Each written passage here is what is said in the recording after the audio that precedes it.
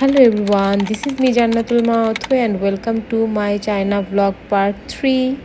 কি খবর সবার, কেমন আছো তোমরা সবাই? আশা করি তোমরা সবাই অনেক ভালো আছো এবং সুস্থ আছো। আজকের ব্লগে থাকছে আমরা বেইজিংয়ে ঘুরতে গিয়েছিলাম অ্যান্ড বেইজিংয়ে আমরা প্রথম দিনে কি করলাম তারই একটা ভিডিও তোমাদের সাথে শেয়ার করব। আর তোমাদের যদি আমার ব্লগটা ভালো লেগে থাকে তাহলে অবশ্যই প্লিজ একটা লাইক দিয়ে দিও অ্যান্ড আমার পেজটাকে একটু ফলো করে দিও। আর যদি তোমরা আমার এই ব্লগটা ইউটিউবে দেখো তাহলে একটা সাবস্ক্রাইব করে দিও। ওকে, বেশি কথা না বাড়িয়ে চলো আমরা ভিডিওতে চলে যাই। সো এটা ছিল কুনমিংয়ের এয়ারপোর্ট। সো আমরা একটু আগেই চলে গিয়েছিলাম এয়ারপোর্টে এবং এয়ারপোর্টে গিয়ে আমরা একটু খাওয়া দাওয়া দেখছিলাম।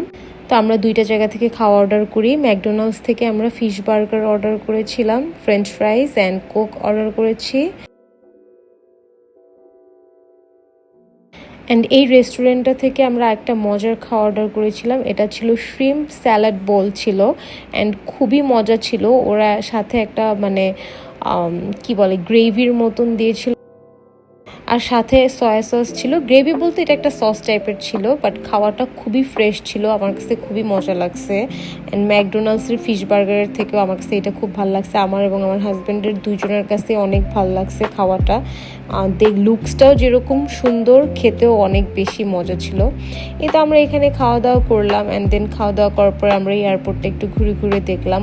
অনেক বড় এয়ারপোর্ট, মানে চায়না যেমন বড় তেমন সুন্দর ওদের প্রত্যেকটা এয়ারপোর্ট। শুধু এয়ারপোর্টই না, ওদের ট্রেন স্টেশন সব জায়গাগুলো এত এত এত সুন্দর।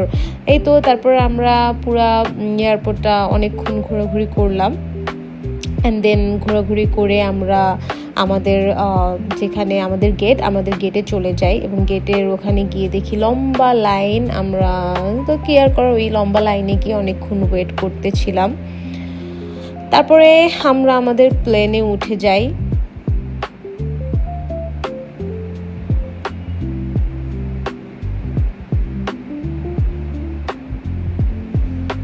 অ্যান্ড যেহেতু বেশিক্ষণের ফ্লাইট ছিল না, মেবি 2 আওয়ার্স ছিল, আমার এক্স্যাক্ট টাইমটা মনে নেই। তো ওরা জাস্ট হালকা পাতলা কিছু খাওয়া দেয় আমাদেরকে, মানে হালকা পাতলা বলতে একদমই হালকা পাতলা কিছুই না, জাস্ট জুস কফি একটা ছোট একটা পানির গ্লাসের মধ্যে দেয় আর হলো একটা বান, অ্যান্ড বানের সাথে এটা একটা আচারের মতন ছিল। বাট খুবই মজা লাগতেছিল এই আচারটা দিয়ে বানটা খাইতে। আমরা এটা খেয়েছি অ্যান্ড এটা আমার এত মজা লাগছে যে আমি পরে অন্য একটা সুপার শপ থেকে এই আচারটা আমি পাই, পরে আমি এগুলা আমার জন্য কিনে নিয়ে আসি। তো আমরা তারপরে বেইজিং এয়ারপোর্টে পৌঁছে যাই। দেখেন এইটাও কত সুন্দর, মানে ওদের এক একটা এয়ারপোর্ট দেখলে মনে হয় কি সারাদিন এই এয়ারপোর্টের মধ্যেই কাটায় দেওয়া যায়। বাট আমরা এইখানে বেশিক্ষণ টাইম স্পেন্ড করতে পারিনি কারণ আমাদের ক্যাব বুক করা ছিল। সো তাড়াতাড়ি করে আমরা আমাদের গাড়িতে উঠে যাই।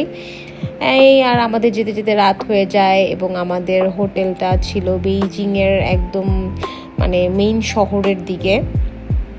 সো আমরা আমাদের হোটেলে চলে যাই। বাট হোটেলে গিয়ে একটা প্রবলেম হয়, আমরা যেই হোটেল রুমটা বুক করি ওরা আমাদেরকে প্রথম দিন ওই রুমটা দেয় না। ওরা বলে যে ওই রুমটা আজকে অ্যাভেলেবেল নেই, আজকের রাতটা তোমরা এই রুমটাতে থাকো, তোমাদেরকে কালকে তোমাদের রুমে শিফট করে দেওয়া হবে। পরে মনটা একটু খারাপ হয়ে গেছিলো যে এতক্ষণ জার্নি করে আসলাম, একটু ভালো মতন রেস্ট নিব।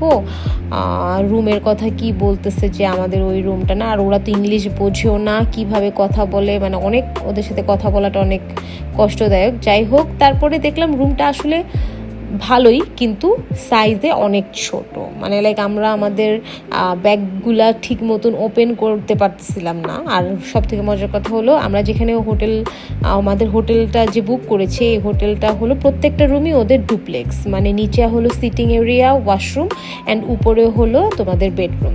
তো যাই হোক, ওই রাতটা তাড়াতাড়ি করে আমরা ঘুমায় যাই এবং আমাদের পরের দিনই হলো সো পরের দিন যেহেতু আমাদের সকালবেলায় আমরা গ্রেট ওয়াল দেখতে যাব অ্যান্ড আমরা একটা গ্রুপের সাথে আমরা বুকিং করে নেই একটা অ্যাপসের মাধ্যমে। তো খুব সকালবেলা ঘুম থেকে উঠে যাই, একদম 6টার দিকে আমরা ঘুম থেকে উঠে যাই এবং ওঠার পরে আমরা আমাদের সকালবেলার ব্রেকফাস্ট করতে চাই। এবং ব্রেকফাস্ট খুবই ভালো ছিল, প্রত্যেকটা খাবারই অনেক ফ্রেশ ছিল, আমার কাছে খুবই ভালো লাগছে। ফ্রাইড রাইস ছিল, বকচয় ছিল, এগ ছিল, তারপরে কর্ন ছিল, অনেক রকমের ফ্রুটস ছিল, অ্যান্ড ইয়োগার্ট ছিল অনেকগুলা, মানে অনেক রকমের ফ্লেভারফুল ইয়োগার্ট ছিল, কফি ছিল, এবং নাস্তা খুবই মজার ছিল, খুবই টেস্টি ছিল। আমি তো খুবই এনজয় করেছি নাস্তা, খুব ভালো মতন পেট ভরে নাস্তা খেয়েছি। এই তো আমি অনেক মজা করে আমার খাওয়া খাচ্ছিলাম, বাট আমার হাজব্যান্ড বলছিল তাড়াতাড়ি করো, কারণ আমরা যেই গ্রুপের সাথে আমাদের ট্যুরটা বুক করেছি গ্রেট ওয়াল দেখার জন্য, ওরা কিন্তু 1 মিনিটও লেট করবে না। আমাদের টাইম ছিল 7:30টায়, সো তাড়াতাড়ি করো। আর আমরা যেহেতু মেট্রোতে করে যাব, সো আমাদের কিন্তু একটু তাড়াতাড়ি যেতে হবে।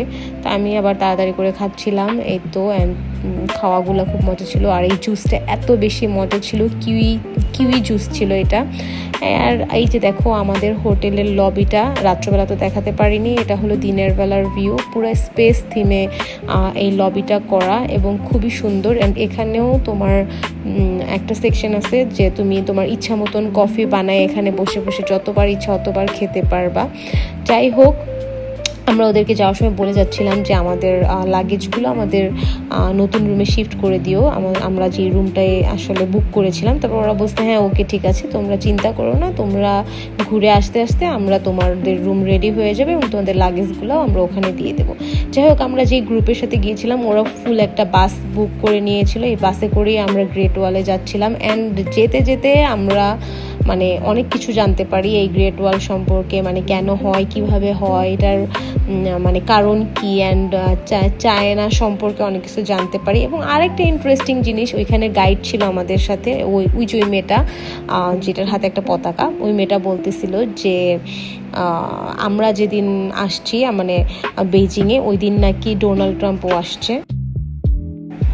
সো আমাদেরকে বলতেছে যে তোমরা লাকি, আজকে তোমরা গ্রেট ওয়ালটা দেখে নিতে পারবা, কারণ পরের দিনই হলো গ্রেট ওয়াল পুরো সব ট্যুরিস্টদের জন্য বন্ধ থাকবে, কারণ ডোনাল্ড ট্রাম্প আসবে গ্রেট ওয়াল দেখতে।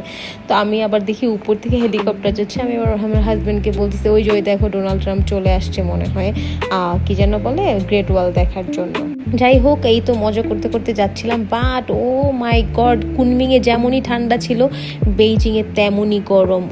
আমাদের পুরা মাথা মনে হচ্ছে ফেটে যাবে, এত রোদ। আর তার থেকে বড় কথা হলো মানে যেখানে নিয়ে বাস তোমাকে থামাবে ওইখান থেকে তোমার হেঁটে অনেক দূর যাইতে হবে, তারপরে তুমি সেখান থেকে ক্যাবেল কার করে আরও উপরে উঠবা, তারপরে সেখানে গিয়ে তুমি গ্রেট ওয়ালে যেতে পারবা, এবং ওখানে গিয়েও আবার তোমার হাঁটতে হবে গ্রেট ওয়ালে, মানে তুমি ভিতরে ঢোকার জন্য। মানে এত হাঁটা, মানে আমি বুঝতেও পারি না যে এতক্ষণ হাঁটতে হবে। যাই হোক, এই তো আমরা আমাদের কেবল কারে উঠে যাই। অ্যান্ড কেবল কারে ওঠার পরে আমার হাজব্যান্ডের আবার হাইট ফোবিয়া আছে, ও একটু ভয় পাচ্ছিল। অ্যান্ড এই যে দেখো কেবল কার থেকে আমরা ভিউ পেয়ে গেলাম গ্রেট ওয়ালের, বাট প্রচণ্ড গরম। আমরা মনে করছিলাম ও এত উপরে মনে হয় একটু ঠান্ডা হবে, আমরা আবার এক্সট্রা কাপড়ও নিয়ে গেছি হাতে করে, বাট গিয়ে গরমে পুরো সেদ্ধ হয়ে সানবার্ন হয়ে অবস্থা পুরাই খারাপ হয়ে গেছে। বাট তারপরে এটা একটা life time experience. And great ওয়ালে যাইতে পারছি আলহামদুলিল্লাহ। অ্যান্ড এত সুন্দর একটা জিনিস দেখতে পারছি, আল্লাহ আমাদের কপালে লেখছে, সুবহান আল্লাহ, মাশাল্লাহ। মানুষের হাতের কাজ, মানে এটা কত বছর আগে মানুষ এই জায়গাটাকে বানাইছে, মানে এত উপরে ওরা বানাইছে, এটা ভাবতেও খুবই অবাক লাগে। যাই হোক, আমাদের ঘোরাফেরা শেষ, এখন আমরা আবার কেবল কারে করে নিচে যাচ্ছি, তারপর ওখান থেকে হেঁটে আমাদের আবার আরও হাঁটতে হবে। তারপরে সেখানে আমাদের যেই গ্রুপে আমরা গেছিলাম ওখান থেকে আমাদেরকে ফুড দিবে, মানে এই গ্রুপটার সাথে, মানে এই প্যাকেজটার সাথে আসলে আমাদের লাঞ্চ ইনক্লুড ছিল। তো অনেক রকমের খাওয়া দাওয়া ছিল, অনেক রকমের খাওয়া দাওয়া। সো আজকের ভিডিওটা এই পর্যন্তই রাখছি, বেশি বড় নাক বানাই। অ্যান্ড নেক্সট ভিডিওতে আমি তোমাদেরকে দেখাবো বেইজিংয়ে আমরা আরও কোথায় ঘুরতে গিয়েছিলাম। So till then, tata, bye bye, take care.